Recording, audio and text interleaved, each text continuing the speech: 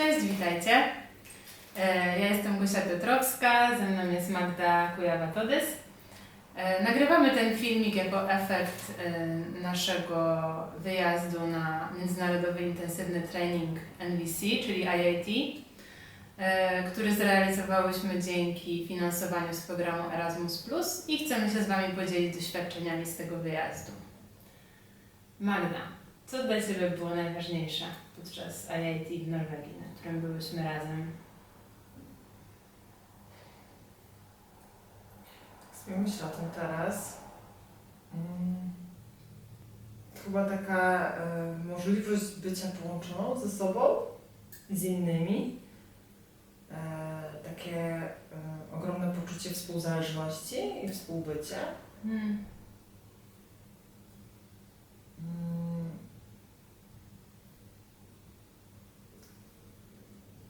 I to, że chyba najważniejsze naprawdę było to, że tak czułam taką ogromną moc bycia w kontakcie.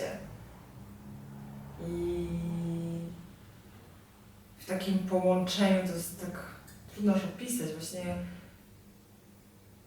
i ze sobą, z takim świadomym wyborem też tego, czego chcę, jak robić, i w takiej współzależności i bycia z innymi. Dzięki, jakoś to, co mówisz, bardzo ze mną rezonuje. Dla mnie podczas tego IIT też było najważniejszy ten kontakt ze sobą i działanie z takiego miejsca świadomego wyboru. I to, co było dla mnie jakoś takie bardzo ważne, i mam poczucie, że wpłynęło na to, jak po tym wyjeździe w ogóle doświadczam NVC w swoim życiu i jak funkcjonuje, to było nasze wybieranie pomiędzy byciem na warsztatach a byciem w naturze norweskiej. I dla mnie to było o takim rozróżnieniu NVC pomiędzy robieniem żyrafy a byciem żyrafą i życiem tym. I jakoś mega było dla mnie wzbogacające, jak nie wiem, wybrałyśmy szlak całodniowy praktycznie, będąc na porannej społeczności, zdecydowałyśmy, że jest dobra pogoda i chcemy ją wykorzystać. I cały wtedy dzień dla mnie był o kontakcie. Kontakcie z sobą samą, z tym, jak ja się czuję w każdym momencie, bo nie wiem, założyłyśmy, że to chyba będzie krócej trwało i nawet nie wzięłyśmy odpowiedniego prowiantu. Kontakcie z Wami, między nami, też jak się wspierałyśmy, jak się coś działo, jak któraś potrzebowała właśnie odpocząć, nie wiem, zjeść coś, co tam miałyśmy przypadkiem. I kontakcie z naturą też. To było dla mnie niesamowite. I też ta zmienność, jaka tam była, nie? No bo tam doświadczyłyśmy i po prostu niesamowicie przejrzystego powietrza i cudownego widoku z góry, ale też chodzenia po śniegu, mimo że było chyba około 20 stopni, jak wyruszałyśmy, a na szczycie tam był śnieg. Tak, leżenia na tym śniegu. I niczego absolutnie też nie widziałyśmy tam z góry, bo była mgła jakaś ogromna przyszła. Potem pamiętam, że wracałyśmy jakąś drogą i nie wiedziałyśmy, kiedy dojdziemy, czy w ogóle zdążymy na kolację. I że naprawdę dużo tam było o kontakcie właśnie, o połączeniu naprawdę z tym, co się na bieżąco dzieje. Z ogromem różnych emocji. I z zachwytem tymi widokami, i z radości właśnie tego bycia razem i jakiegoś lęku, bo też pamiętam jakieś znaki, które tam ostrzegały, że niedźwiedzia skała była na przykład, że tam niedźwiedzie chodzą. I że jakoś to było wszystko takie o życiu i o przeżywaniu tego. I jednocześnie nie wybrałyśmy wtedy warsztatów, na których być może wszystkie te emocje i potrzeby właśnie kontaktu, połączenia robiłybyśmy w ćwiczeniach, nie? Tak, dla mnie to w ogóle niesamowite chyba w tym wszystkim było właśnie o tym wyborze, o którym wspomniałaś. Właśnie o tym, że dla mnie to był wybór z takiego ogromnie świadomego miejsca i takiego połączenia, że ja naprawdę wiedziałam, czego chcę, i nie było tego poczucia jakiejś straty,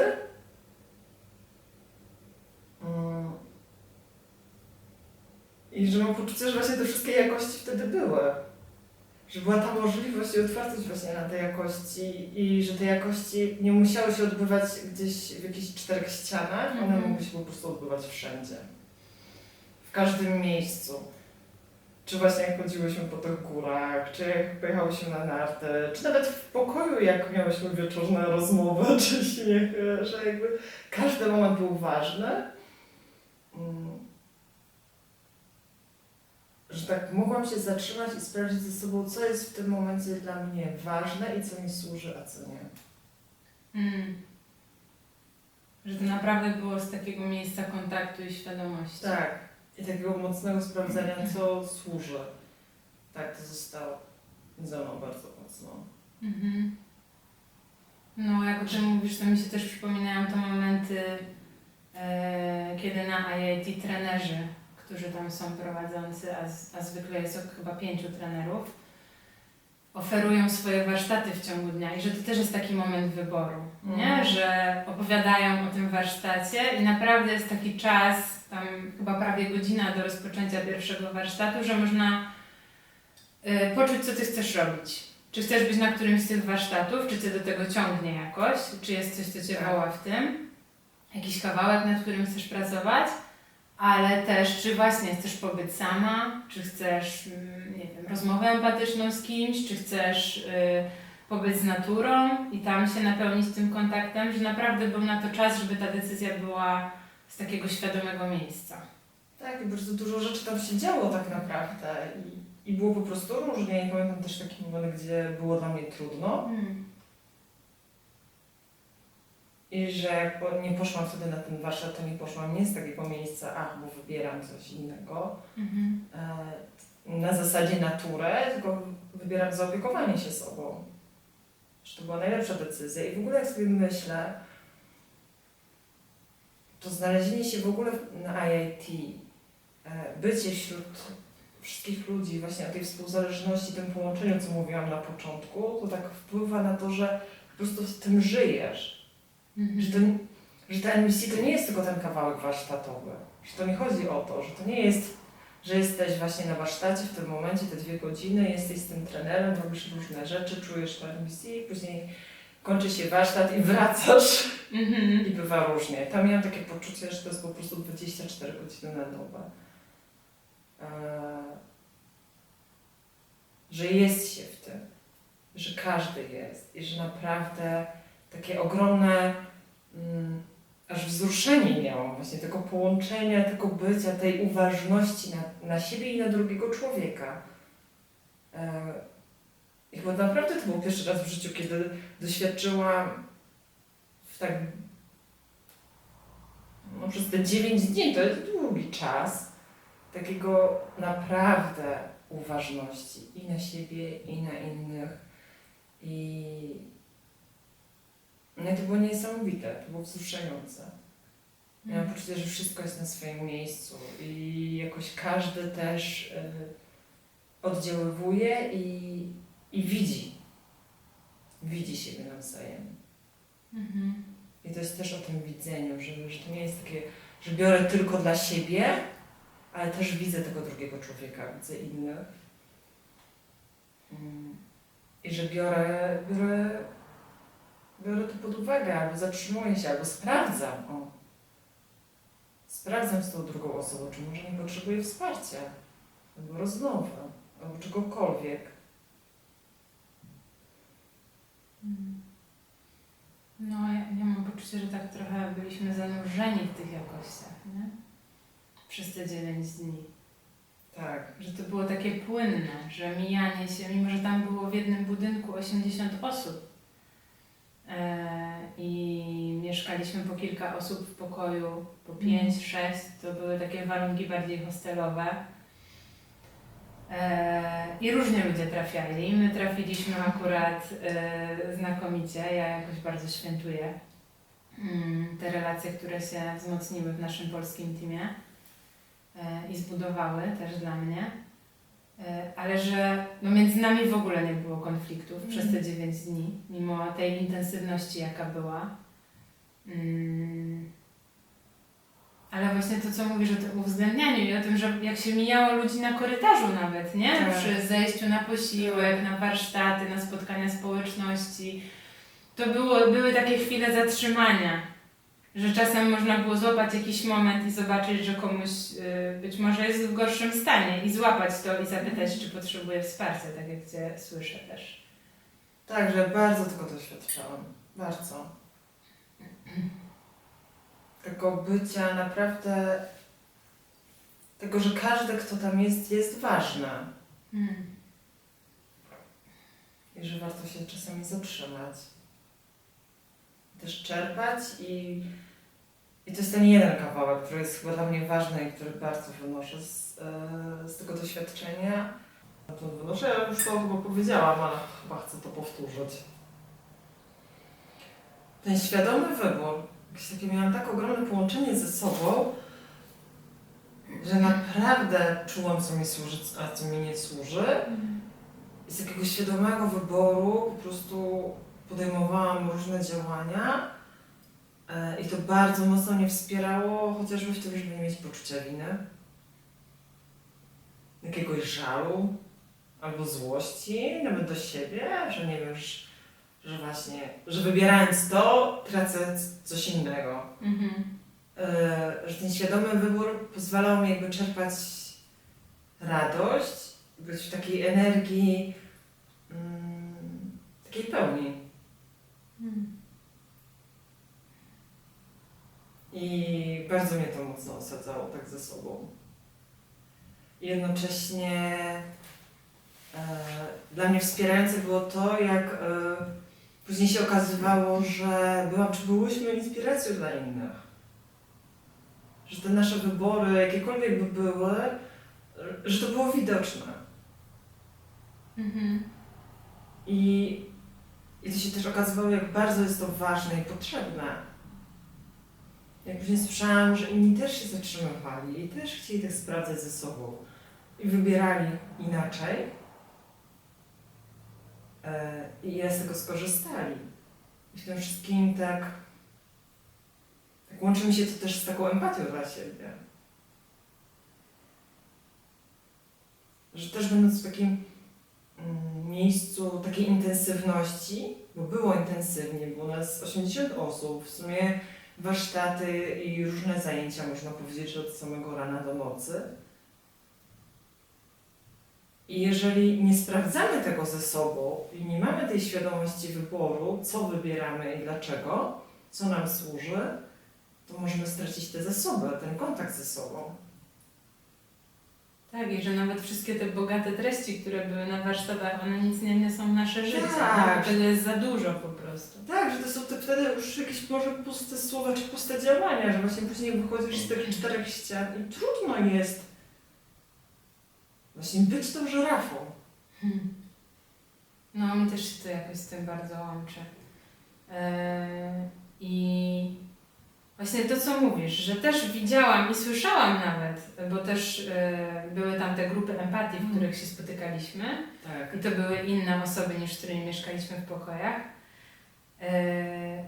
I tam też była jedna osoba, która jakoś bardzo sobie wzięła to nasze dbanie o siebie i sprawdzanie, czy ona na pewno chce być na warsztatach. I mówiła, jak dużo jej to dało. Że ten kawałek dbania o siebie był taki ważny i jednocześnie pomijany przez nią wcześniej. A to, że my to robiłyśmy i też dzieliłyśmy się tym, ile to nam daje właśnie połączenia, kontaktu, radości, że to było inspirujące i ludzie sobie to brali. I jednocześnie na warsztatach były pełne sale, no bo też chodziłyśmy na te warsztaty, nie? I było po kilkanaście osób na przykład na warsztacie, więc też jakby była w tym równowaga.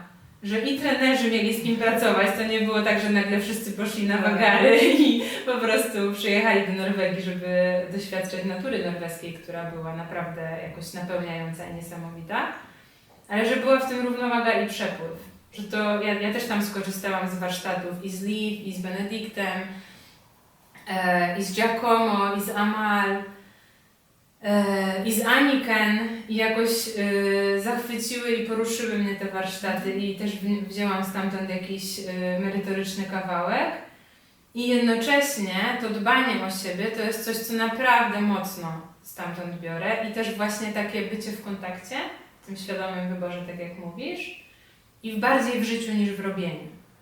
Tak, że to też nie chodzi o to, że jak mówimy, że omijałyśmy warsztaty, to żeby promować omijanie warsztatów, Tylko właśnie, żeby być w miejscu świadomego wyboru. Tak. Czy te warsztaty mnie wesprą rzeczywiście? Czy ja potrzebuję teraz czegoś innego? Tak, bo tam w sumie działo się od 6 rano, można powiedzieć do 22 coś, więc jakoś tak jednak łapanie tych zasobów jest ogromnie ważne i też umiejętność w ogóle robienia tego, czy takiego właśnie kontaktowania się, o którym cały czas mówimy, że ten kontakt ze sobą jest bardzo ważny. Szczególnie w takim miejscu, gdzie ta intensywność jest naprawdę ogromna. Tak, że rano jemy razem śniadanie w 80 osób, potem się spotykamy na jednej sali w 80 osób, potem się spotykamy na sali z 20 osobami, potem znowu obiad z 80, że to jakoś cały czas było dużo tych ludzi i też ja na przykład miałam duże obawy jadąc na to IIT, jak się będę czuła w takiej dużej grupie. I w sumie byłam zaskoczona tym, jak mi jest dobrze, ale myślę, że duży kawałek z tego to było Wasze wsparcie, czyli naszego polskiego teamu, bo naprawdę się wspierałyśmy tam na miejscu cały czas, w bardzo dużej uważności na siebie nawzajem i na swoje stany. I jednocześnie ta równowaga w byciu na warsztatach i czerpaniu z wiedzy trenerów, którzy tam prowadzili, i w byciu ze sobą, z Wami, z naturą, właśnie z jakimś ograniczoną liczbą zaufanych ludzi, powiedzmy. I ja pamiętam, jak wybrałyśmy właśnie wyjazd na lodowiec jednego dnia i tego dnia to był dzień poświęcony na warsztatach wdzięczności. Tak. I my po prostu byłyśmy tak przepełnione tą wdzięcznością przez cały dzień, że to miałam poczucie, że nie da się tego zrobić na warsztacie. Że oczywiście, że wyrażanie wdzięczności w języku żyrafy, jakoś widzenie, docenianie jest mega ważne i jednocześnie na naszym poziomie jakoś chyba integracji też tego NVC mogłyśmy tak naprawdę doświadczać tego życia w tej wdzięczności. Że to nie jest o tych ćwiczeniach. Często uczymy się tej wdzięczności, robimy różne ćwiczenia i tak dalej, a że to jest właśnie o tym czuciu, a nie o tym robieniu. I dla mnie to właśnie to, o czym mówisz, to jest o tym czuciu. Tak. Że my nie poszłyśmy, że my nie robiłyśmy ćwiczeń o wdzięczności, tylko my po prostu czułyśmy to całą sobą i całym sercem. I to było niesamowite. Nawet jak o tym myślę teraz i mówię, to mam poruszenie i jakieś łzy w oczach teraz z tego poruszenia, że to było takie niesamowite doświadczenie, nie? Że my na siebie patrzyłyśmy po prostu tam chodząc po tym niesamowitym lodowcu, a potem będąc na wyciągu, potem będąc na górze. Tak. I że ten cały dzień się jakoś tak niesamowicie ułożył, że to było możliwe, że pogoda wtedy była fajna i było w sumie ciepło, a następnego dnia już tam była śnieżyca, szaro i w ogóle zimno też. Więc jakoś wszystko jakoś tak się złożyło, że to było tak cudowne doświadczenie i po prostu wystarczyło na siebie spojrzeć wtedy i do teraz mówię, takie poruszenie w oczach, ale że zalewała nas ta wdzięczność, radość, świętowanie, ekscytacja, po prostu tam wszystko było. I to było takie bardzo, bardzo żywe. Tak, ja w ogóle miałam poczucie, że tam jest wszystko na swoim miejscu. I jak różne rzeczy się dzieją, to dzieją się w idealnych momentach, po prostu tak jakby miało być, to było niesamowite. I też właśnie było o tym byciu, a nie robieniu. Tak jak wspomniałeś właśnie o tym byciu żyrafą, a robieniu żyrafy. Jakoś bardzo tam miałam to połączenie z byciem. No, ja też. I jednocześnie jak o tym rozmawiamy, to się zastanawiam, wiesz, że jak mówisz, że tam wszystko było na swoim miejscu i ja też byłam zaskoczona tym, jak ja się tam dobrze czuję, właśnie dzięki tej równowadze i tym, że mogę wybierać. To się zastanawiam, wiesz, jak możemy, bo potem przyszło zderzenie z rzeczywistością trochę, nie? Jak wróciłyśmy do domu, że zmienił się kontekst w ogóle. I zastanawiam się, jak możemy w tym życiu, które tutaj prowadzimy, nie? Poza IIT, doświadczać właśnie tego bycia. I w czym nam może pomóc robienie też żyrafy. Tak, ja ogólnie tak widzę sama po sobie, że że jest trudniej. Że jak się wejdzie w ten realny kontekst, w to życie takiej codzienności, dużo trudniej jest być. I że często też się zatrzymuję na tym, że bardziej robię. I to są takie momenty dla mnie trudniejsze. Że mam taką tęsknotę, mam ogromną tęsknotę do właśnie tego bycia. Tak w takiej lekkości i przepływie, tak? Tak. Jednocześnie, jak sobie teraz myślę o tym, to mam wrażenie, że to IIT dało mi to, że ja wiem, co ja chcę złapać. Że ja wiem, o czym to jest. Że tam naprawdę tak dotknęłam to bycie, że teraz nawet jak mam takie momenty tęsknoty do tego bycia, tą żyrafą, a nie robieniem jej, to ja wiem, o czym to jest. Jest mi łatwiej, tak mi się teraz wydaje, że jest mi łatwiej może czasami się zatrzymać i chociażby spróbować. Wrócić jakoś do tej jakości, Tak. tak świadomie. Tak. Że bez tego doświadczenia byłoby mi zdecydowanie trudniej. I jeżeli nawet mam tą tęsknotę, to ja wiem, o czym to jest tęsknota. Że to nie jest taka pusta tęsknota, jak czasami ma się jakieś takie tęsknoty i w sumie nie wiadomo do końca, o czym jest ta tęsknota. Że tak trudno to nazwać. Że to też łatwiej jest mi nazwać. A jak mi jest łatwiej nazwać, to wtedy wiem bardziej, o co mi chodzi. A I jak łatwiej Ci też to jakoś odtworzyć wtedy? Wrócić do łatwiej tego? mi się skontaktować z potrzebą i łatwiej jest mi chyba określić prośbę dzięki temu. Okej. A tym bardziej, jeżeli jestem właśnie w jakiejś empatycznej rozmowie. Że nawet jeżeli sama ze sobą nie potrafię to jakoś wyklarować, to jakoś rozmowa bardzo mnie wspiera. Taka rozmowa, w której ktoś pomaga Ci złapać te emocje, potrzeby, tak? Tak, którymi tęsknisz. rozmowa z Tobą.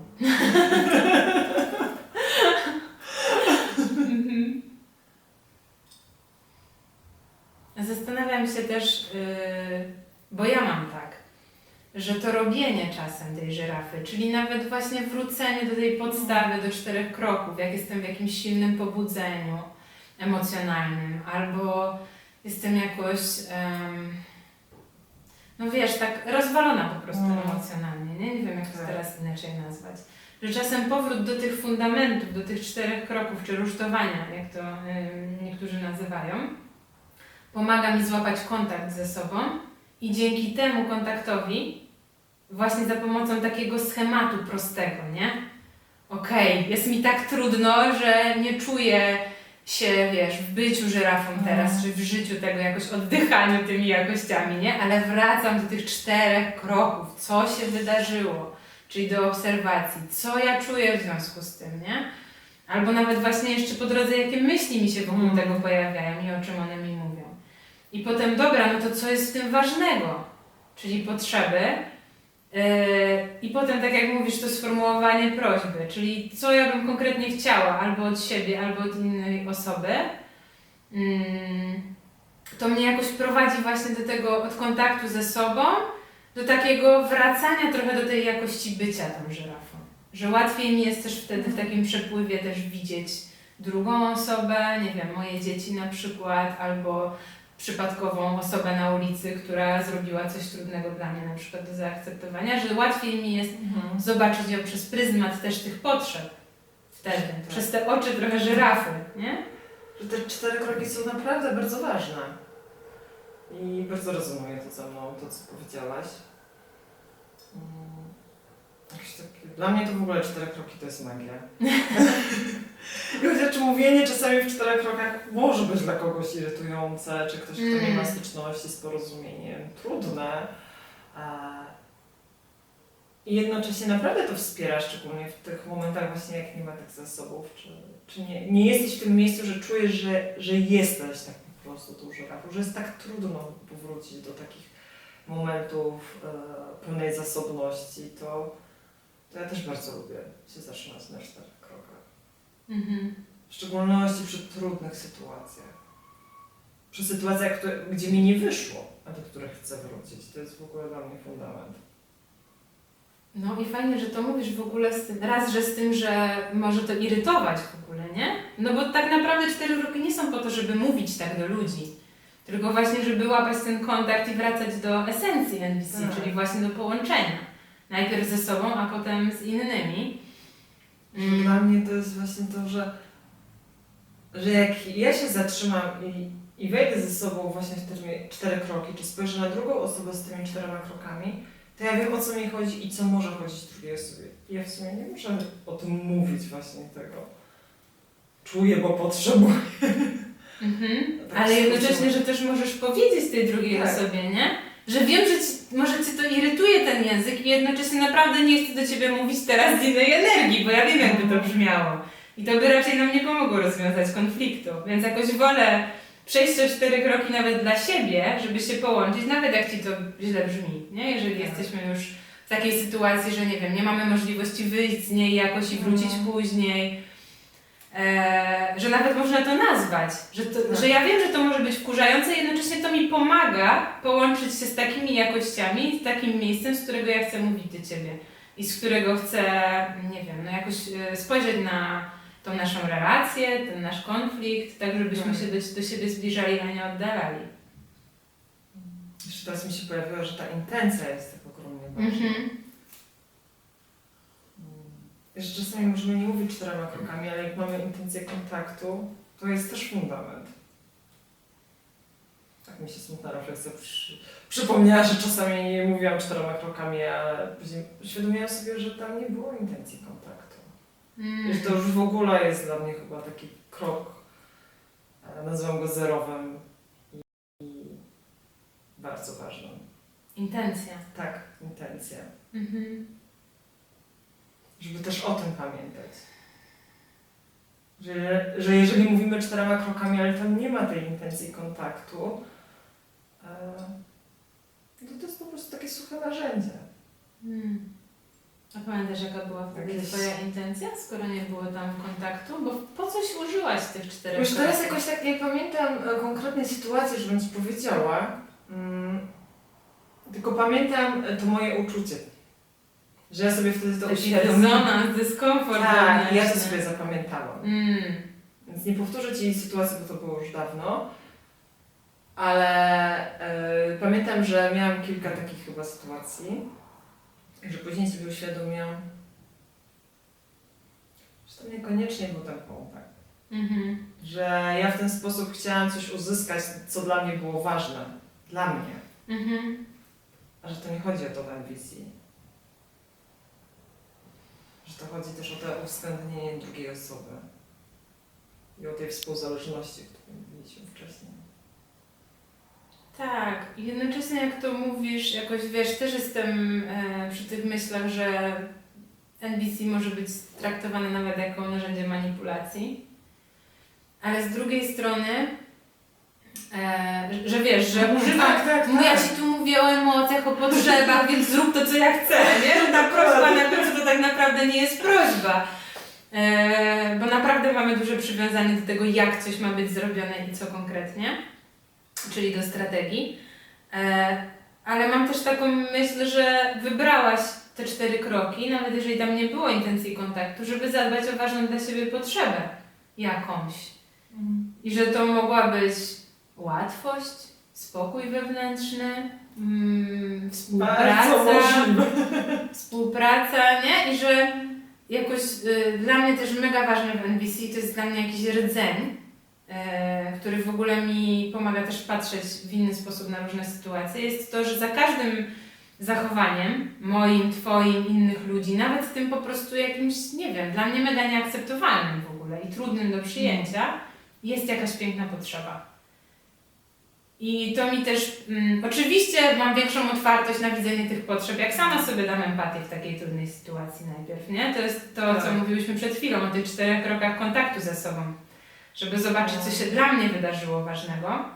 Więc oczywiście, że jak jestem w takim pobudzeniu emocjonalnym, to łatwiej mi jest widzieć tą drugą osobę przez pryzmat potrzeb, jak najpierw ja sobie dam empatię i zobaczę swoje potrzeby, które się tam uruchomiły, ale ale to jest dla mnie po prostu jakiś, no totalna zmiana perspektywy. Taka wnosząca bogactwo po prostu do mojego życia. Że wiesz, że jakieś te podstawowe schematy, które mamy czasem z domu, że nie wiem, że ktoś robi coś złośliwie, wymusza, szczególnie wobec dzieci, nie? Ale że nie wiem, ktoś inny chce nam zrobić krzywdę, że to jest jakiś krok do przodu. Że to jest jakiś krok do przodu jakiejś zmiany. tak, to widzenie potrzeb. Tak, No. że to wiem, takie mam poczucie, słuchając Ciebie, że to chodzi o to, że żeby dojść bardziej tu, też trzeba przejść te inne schodki. No, Że się pewne rzeczy nie przeskoczą. tak. Że czasami sam fakt, że mówimy tymi 4 krokami jest już jakimś może świętowaniem. No, trochę tak. No i na pewno jest właśnie wspierający do życia w tych jakościach, nie? Że to jest właśnie jakiś początek, albo właśnie wsparcie w momentach, kiedy jest trudno. Kiedy jest naprawdę trudno. Bo właśnie wcześniej też mi się pojawiła taka myśl, jak mówiłaś, że jak jest trudno nam, to wracamy do starych schematów. Bo tak funkcjonujemy, Tak. nie? Że jak robi się trudno, to włącza nam się automatyczna reakcja, czyli ta, którą trenowaliśmy przez na przykład 20 lat swojego życia. I wtedy świadomie możemy przekierować się na te nowe tory, które na przykład trenujemy w NVC, nie wiem, ja od 7 lat, ty od... 4, 5? No, od tych właśnie 5, 7, 15 lat, ale to nadal nie jest 20, No. nie? I że możemy dzięki tym 4 krokom świadomie się przekierować na te nowe tory, nie? Trochę taką dźwignię sobie przestawić w głowie, że nie jedziemy tymi torami wydeptanymi, kierujemy ten pociąg, ale że to jest, że musimy wyjść z tego pociągu, przestawić dźwignię i dopiero, nie? I że to jest ta zmiana świadomości, że w momentach, kiedy jest trudno, to naprawdę jedziemy tam, gdzie jest łatwo, nie? Tam, gdzie jest łatwo, czyli tymi wydeptanymi torami, tymi ścieżkami, które są naprawdę utrwalone od wielu, wielu, wielu lat. Tak. I te 4 kroki to jest właśnie to przestawienie dźwigni i okej, ja chcę teraz tu. To jest moja świadoma decyzja, nie chcę tam. Ja już tam 20 lat tam wtedy jeździłam, nie? Teraz chcę tutaj, to mi się bardziej podoba tak zasadniczo. No i że też widok się wtedy zmienia, nie? Tak. Że to jest fundament, te 4 kroki, że to jest naprawdę bardzo ważne. 4 kroki intencja, o której powiedziałaś, Tak. też, nie? Intencja kontaktu. A w ogóle Teraz mi się świadomość pojawiło- intencji. Tak, świadomość intencji i jeszcze wracając, że nawet to robienie żyrafy jest bardzo ważne. Że bez robienia żyrafy nie dojdziesz do kroku bycia żyrafą. No, bez przełożenia dźwigni nie pojedziesz tymi torami.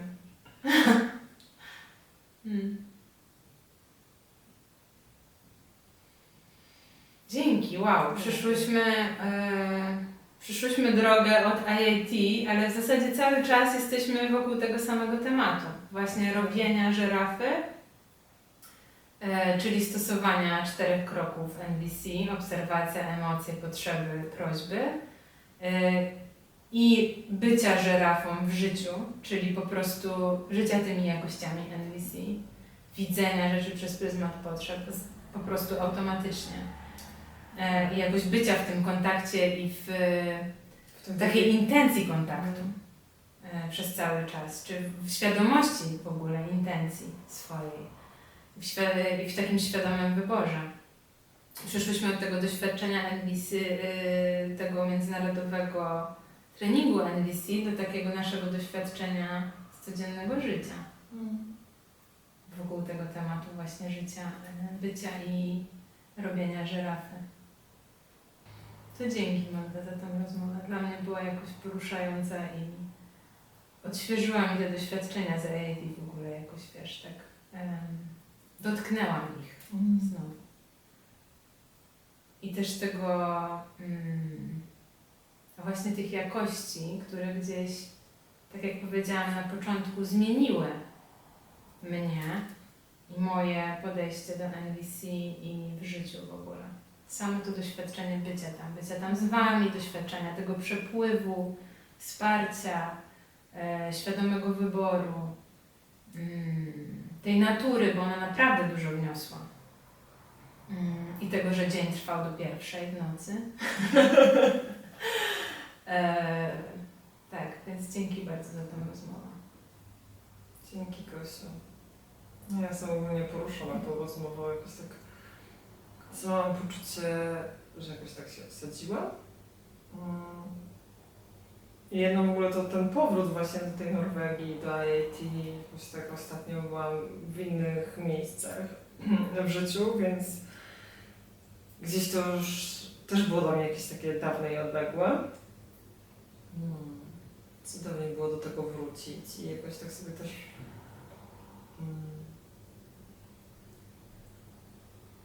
właśnie chyba najbardziej sobie z tej rozmowy tak teraz biorę, że to doświadczenie, to bycie i ten kontakt, ten przepływ, który był i taki ogrom w ogóle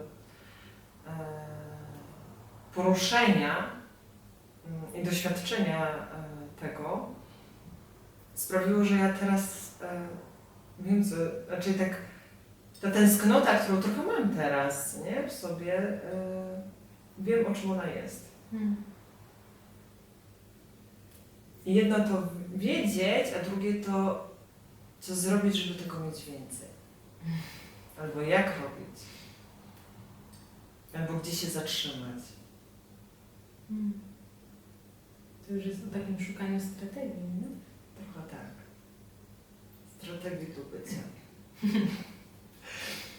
Jakoś to jest dla mnie bardzo ważne dzisiaj. Też sobie myślę, że może to jest w ogóle o tym, jak pamiętać o tej tęsknocie. Dzięki. I dziękujemy Wam Dzięki. za uwagę, za słuchanie i mamy nadzieję, że bierzecie sobie coś z tej naszej rozmowy. Dzięki.